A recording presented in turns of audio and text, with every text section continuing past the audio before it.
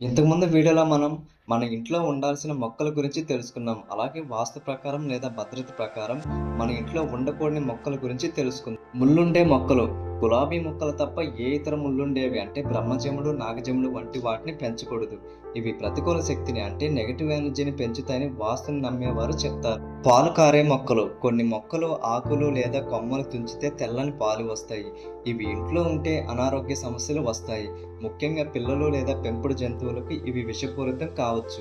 Bonsai మొక్కలు. చూడడానికి అందంగా ఉన్న బోన్సాయి అంటే ఒక చెట్టు ఎదుగుదలను బలవంతంగా ఆపివేయడం. ఇది ఇంట్లో ఉన్న వారి ఎదుగుదలను అడ్డుకుంటుందని వాస్తు నిపుణులు చెప్తారు. ఎండిపోయిన లేదా వాడిపోయిన మొక్కలు.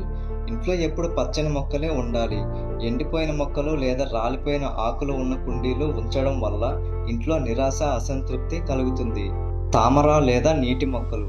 తామర మొక్కలు లేదా నీటి మొక్కలు ఇంటి బయట పెంచుకోవచ్చు, కానీ ఇంటి లోపల గాలి, వెలుతురు లేని చోట ఉంచితే అవి కుళ్ళిపోయి దోమలకు నివాసంగా మారుతాయి.